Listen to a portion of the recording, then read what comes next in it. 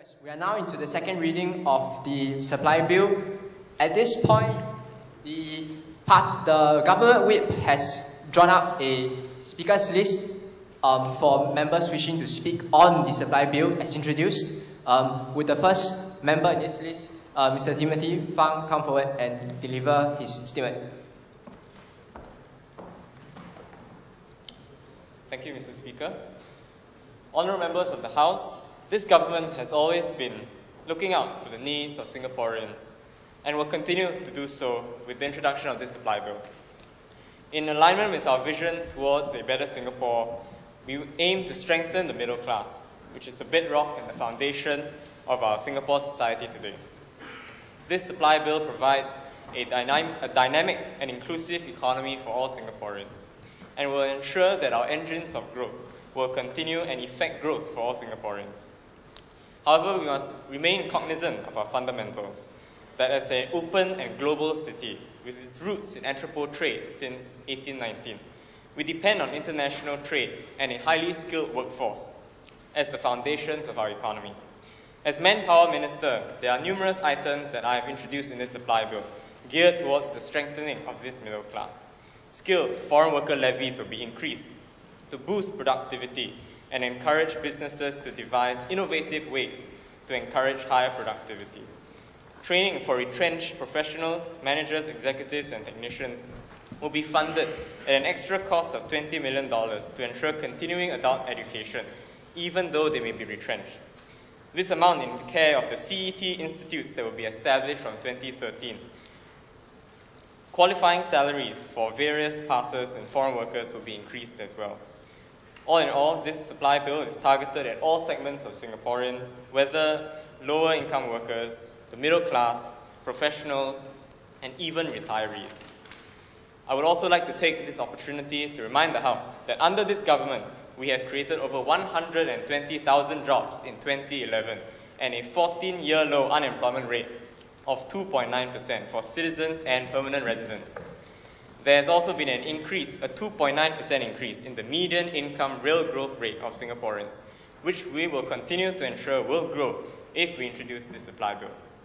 This bill will ensure that the successful policies and a strong economy of which Singaporeans can be proud of will continue. I therefore urge this House to pass this bill without delay. Thank you. I'll take two clarifications for this question. Are there any points of clarification? You followed by you, yeah.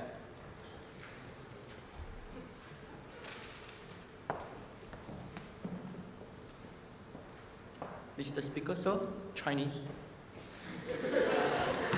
You will have to match it with an English translation because there's no corresponding English translation available.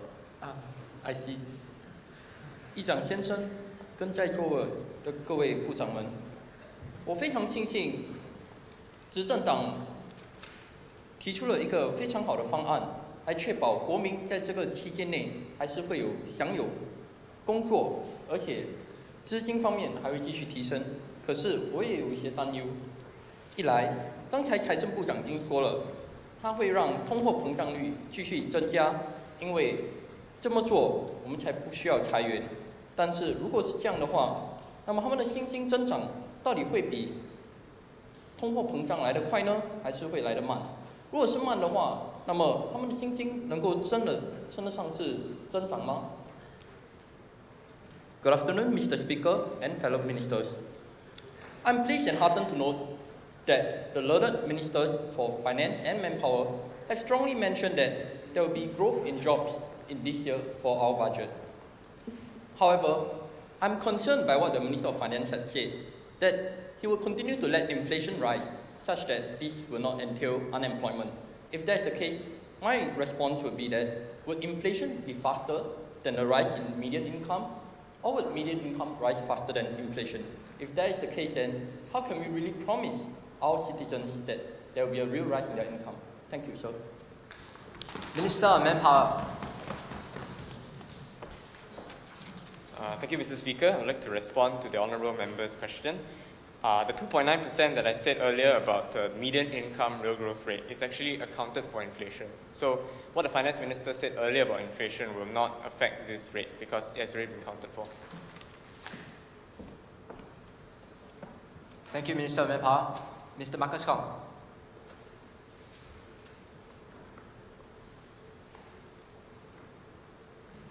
Mr. Speaker, sir, I'd like to direct the question to my learned friend, which is the Minister for Manpower. It was said by him that we have created 120,000 jobs. I'd like to seek his clarification. How much of these jobs actually went to the local? Because on MOM website, it stated that the number of employment pass and S passes that were granted were 240,000 for the last fiscal year. So I'm bringing a point that how many of jobs that this 120,000 created is actually going to Singaporeans, because I think everyone here has to recognize that fact that we have to create jobs for our own local people first. Thank you, Mr. Speaker, sir. Minister of Manpower. Thank you, Honourable Member of the Opposition. I would like to respond to that question. For 2011, it's true that 2/3 of the jobs for 2011 went to foreign workers, simply because there were not enough Singaporeans to take up these jobs. However, as I said earlier, our local unemployment rate for citizens and permanent residents is at a 14-year low of 2.9%. So this means that citizens and permanent residents are not at a disadvantage when it comes to applying for jobs and taking up jobs as well. Next speaker will be the Minister of Foreign Affairs.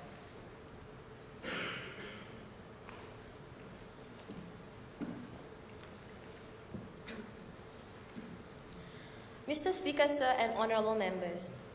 In the face of many uncertainties locally, regionally, and globally, we need foresight and forecast with the people's best interest in mind.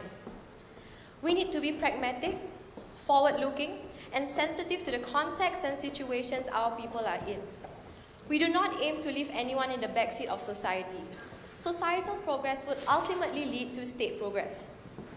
This piece of document submitted by the government is the result of long, deliberate, and thought-out process that deserves careful and attentive consideration by all present. My colleagues and I have thus explained and clarified what unease that the opposition or any other members have had.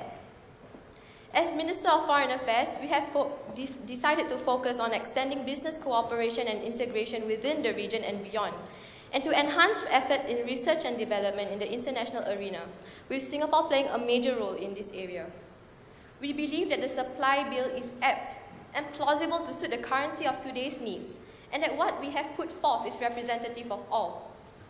Our objective here should be to pass this bill and view its merits for the benefits of greater population.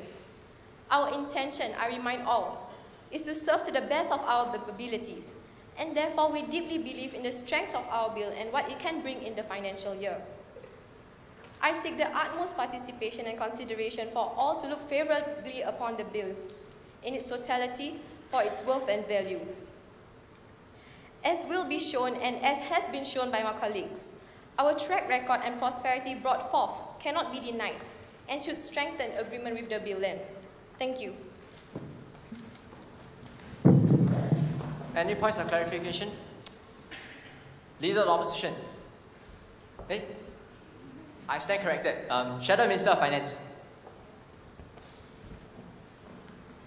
Thank you, Mr. Speaker, sir. Good afternoon, honourable members of the House.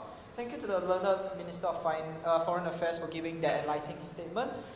We would like to speak on behalf of the opposition in general that we are actually heartened to see the government have a very enlightened bill to help Singaporeans tie past the next 2012 expected recession.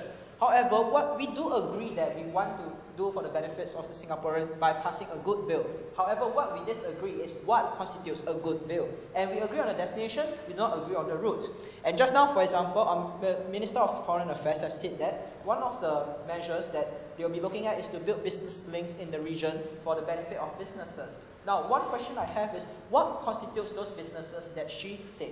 Because for the opposition, we are actually concerned that Singapore's economy is dominated by large government-linked companies, squeezing out the space available for small SME, local SMEs. Without the economic space afforded to them, how are these small local SMEs able to grow into big MNCs that are able to compete on the global stage? And I believe that if we allow these small SMEs to become big MNCs, big players on the world stage, it will benefit Singaporeans. And to that, I would like to seek clarification from the Minister of Foreign Affairs. Thank you. Minister of Foreign Affairs.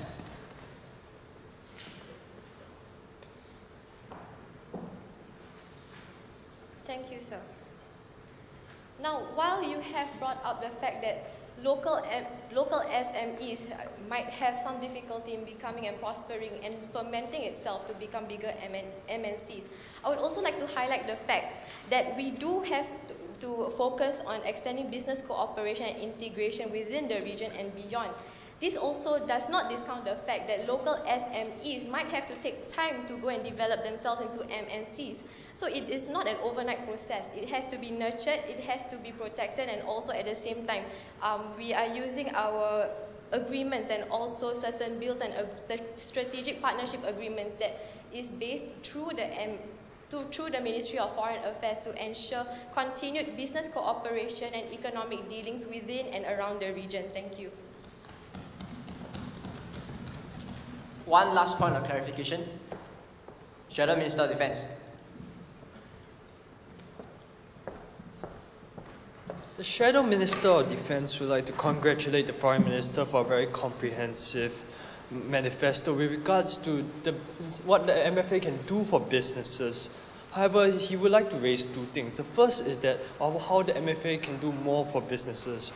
Because as the Shadow Minister of Defence is aware, there is currently no permanent consulate in the continent of South America, even though that continent is starting to boom. Countries like China and America are making use of all the opportunities, but Singapore has yet to establish a presence in countries such as Argentina or Brazil to expand our economic and diverse horizons and also to diversify our business portfolio. Although the Shadow Minister of Defence would like to congratulate the MFA for steps such as the signing of the Chile-Singapore Free Trade Agreement, we believe that the MFA can do more and would like to inquire what more can the MFA do. The second would be on the human side, or what the MFA can do for the human aspect of foreign affairs, because we would like to inquire what extra steps is the MFA taking to ensure the dignity of Singaporeans overseas and to ensure that they are well looked after by our government, as increasingly more Singaporeans are going overseas to seek business opportunities, educational opportunities, and generally being more globalized citizens. Thank you, Mr. Speaker. Minister of Foreign Affairs.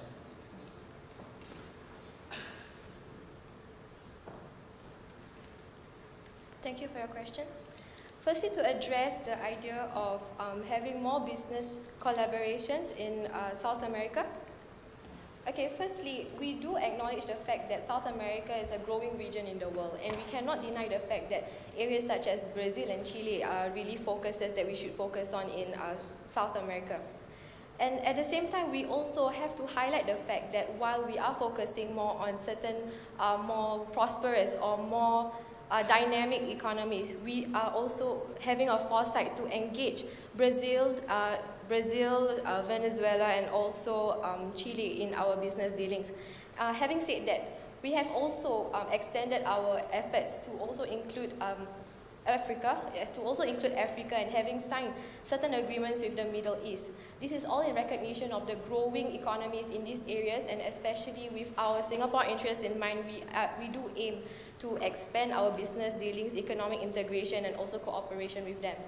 Secondly, in response to the human aspect, your question was how do we protect the dignity of Singaporeans overseas, and especially since we are becoming more globalized and also with the business aspect of this. If we want to refer to the supply bill that will be further discussed later on, we have made sure that we have divided our budget set into three aspects. First is to ensure Singapore's national interest through international, regional, and international regional organizations. Secondly is the international recognition of Singapore as a useful partner in regional and international development. And thirdly, that we have also focused on effective consular assistance. With respect to your question, I believe all three aspects would answer effectively. For the protection of Singaporeans overseas as well as the businesses, I believe effective consular assistance would be directly associated with this purpose. At the same time, we believe that this would effectively be looked after. We have effective consular assistance and consular embassies throughout the world in countries that we have had effective cooperations with, and I believe that this itself would be able to answer and satisfy your question. Thank you. Thank you, Minister of Foreign Affairs.